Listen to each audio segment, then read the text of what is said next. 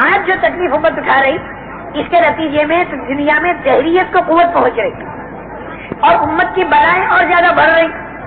صحابہ نے جو تکلیفیں اٹھائیں اس پر پورے عالم میں ایمان پھیلا, پورے عالم میں ایمان پھیلا اور اس کے ساتھ ساتھ میں خدا کی رحمت برسی. بس آخری میری بات سمجھ لو, دونوں تکلیفوں میں فرق کیا ہے.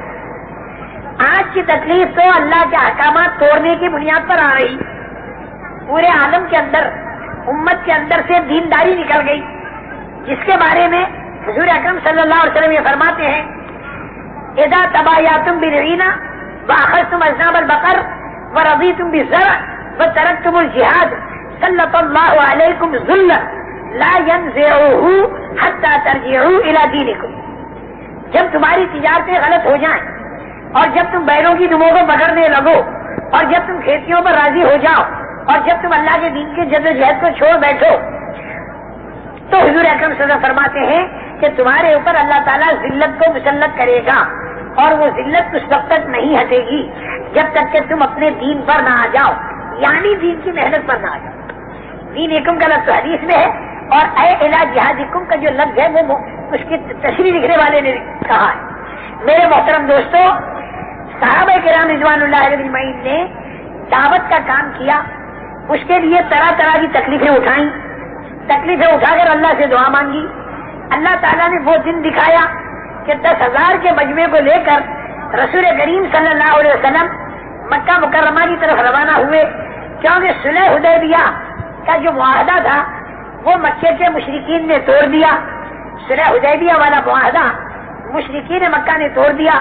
مکہ مکرمہ میں جب دعوت دی جاتی تھی تو وہاں پر بھی اعتراضات, یہاں پر مجبور ہو کر انہوں نے صلح کی تو یہ صلح کو توڑ دیا.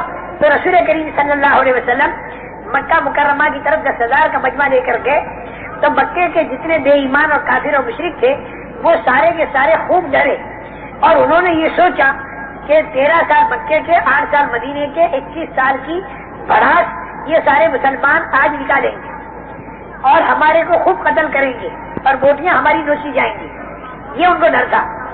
ابو سفیان جاسوسی کے لیے نکلے, مشرکین کی طرف سے 2 آدمی اور بھی لیے. حضرت عباس رضی اللہ تعالیٰ عنہ نے ابو سفیان کو پکڑ لیا, ایک خیمے میں لیا, ذہن بنایا حضرت عباس نے اور اسلام پر آمادہ کر کے حضور اکرم صلی اللہ علیہ وسلم کی خدمت میں لائے. حضور اکرم صلی اللہ علیہ وسلم نے پوچھا کہ اے ابو سفیان, اب تک تیری سمجھ میں یہ بات نہیں آئی کہ سوائے خدا کے کوئی معبود نہیں؟ تو ابو سفیان نے یوں کہا کہ اگر سوائے خدا کے کوئی ہمارا معبود ہوتا تو وہ بدر میں ہماری مدد کرتا اور ان مارکوں میں ہماری مدد کرتا. تو اب تو ہمیں حالات نے اس بات کو بتا دیا کہ سوائے خدا کے ہمارا کوئی معبود نہیں. کتنی بات تو ہماری سمجھ میں آ گئی. پھر ارشاد فرمایا کہ ابھی تک یہ تمہاری سمجھ میں نہیں آیا کہ میں اللہ کا سچا رسول ہوں. تو ابو سفیان نے یوں کہا کہ آپ یہ بات جو ہے یہ دل کو نہیں اتر رہی, یہ بات ہمارے دل کو نہیں اتر رہی, کیونکہ شروع سے یہ لوگ حضور اکرم صلی اللہ علیہ وسلم پر مختلف لائن کی باتیں کرتے آئے, مختلف لائن کی باتیں.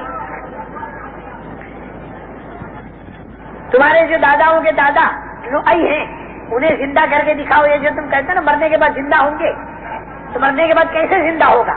وہ لؤئی کو زندہ کر کے دکھا دو اور وہ زندہ ہو کر اور گواہی دے دے تمہاری نبوت, جس کو میں نے بیچ میں چھوڑ دیا کہ جس وقت آدمی, اس وقت میں آدمی 5.25 فٹ کا ماں کے پیٹ سے جب آیا تھا 1 بارش کا, ماں کے پیٹ میں چند انگل کا, اور اس کے پہلے منی کے 2 قطرے, اور اس کے پہلے غذا کے اندر پھیلا ہوا یہ انسان, کیونکہ غذا سے منی بنتی ہے.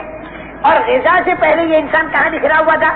سورج کی کرنوں میں, ہوا کی لہروں میں, بارش کے قطروں میں, چاند کی روشنی میں, تاروں کی تاثیر میں, زمین کے ذرات میں, کھاد کی گندگی میں یہ انسان بکھرا ہوا تھا.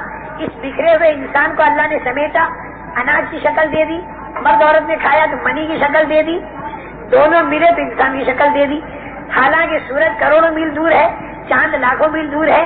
جب لاکھوں کروڑوں میل کے ذرات کو جمع کر کے اللہ تعالیٰ نے اس انسان کو بنا کر زندہ کیا, تو جب یہ انسان مرا اور قبر کے اندر اسے دفن کیا اور 3 بائی 7 فٹ کے اندر اس کے ذرات محدود ہو گئے, یا زیادہ سے زیادہ سینکڑوں میل اس کے ذرات چلے گئے اگر اسے راکھ بنا کر اڑایا گیا, تو جو اللہ لاکھوں کروڑوں میل سے اس انسان کے ذرات کو جمع کر کے اور انسان بنا کے زندہ کر چکا, تو کیا قیامت کے دن یہ اللہ دوبارہ اس کے ذرات پہ جمع کر کے زندہ نہیں کر سکتا، ضرور کرے گا اور پورا حساب لے گا اور آگے جنت اور جہنم کے منظر آئیں گے. یہ بات رسول کریم صلی اللہ علیہ وسلم جو فرماتے تھے تو وہ یہ کہتے تھے کہ لؤئی جو آپ کا داداؤں کا دادا وہ زندہ ہو کر آپ کی رسالت کو کہے تو ہم مان سکتے ہیں ورنہ نہیں مان سکتے. اس قدر شدت کے ساتھ مخالفت تھی. لیکن جب حضور اکرم صلی اللہ علیہ وسلم فاتحانہ داخل ہوئے، ابو سفیان یہاں پر آ کر اٹک گیا. آپ کو اللہ کا رسول ماننے میں اب تک میرا جی نہیں مانتا. حضرت عباس ابو سفیان کو پھر لے گئے اور تنہائی میں اسے سمجھایا کہ جب تک حضرت محمد صلی اللہ علیہ وسلم کو تو اللہ کا رسول نہیں مانے گا اس وقت تک تو مسلمان نہیں بن سکتا اور تیری نجات ہو نہیں سکتی. چنانچہ اس نے اسے بھی مان لیا. حضرت عباس رضی اللہ تعالیٰ عنہ نے حضور اکرم صلی اللہ علیہ وسلم کے کان میں یوں کہا، اللہ کے نبی یہ چودھری ہے اور چودھری جو ہے وہ اکرام چاہا کرتی ہے، آپ ذرا ان کا تھوڑا سا اکرام کر دیں. حضور اکرم صلی اللہ علیہ وسلم نے ابو سفیان سے یوں کہا کہ ابو سفیان جو آدمی تیرے گھر میں داخل ہو جائے اسے امن ہے. ابو سفیان بھی چودھری آدمی. ابو سفیان نے یوں کہا، اب تو حضرت ابو سفیان رضی اللہ تعالیٰ عنہ بن گئے.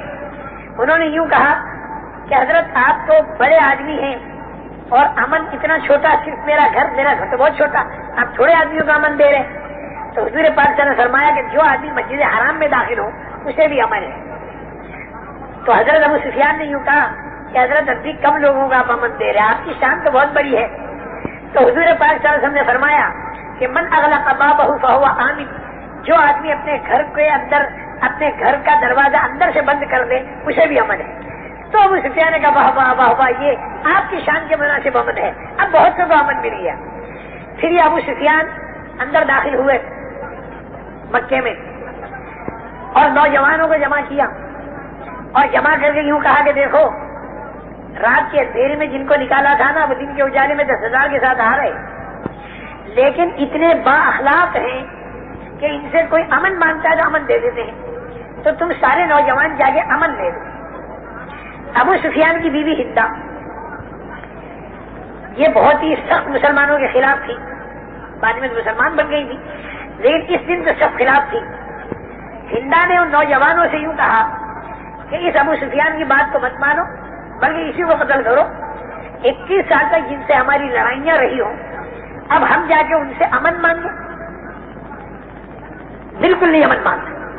تو ابو سفیان نے کہا دیکھو اس عورت کی بات میں آئیو مت، یہ عورت تم سب کو مروا دے گی. یہی وہ ہندا تھی کہ جس نے احد کے اندر حضرت حمزہ رضی اللہ تعالیٰ عنہ کے پیٹ کو چیرا اور آپ کی ناک مبارک کو کاٹا، کان کو کاٹا، گلے کا ہار بنایا، پیٹ چیر کر اندر سے کلیجہ نکال کر جمایا.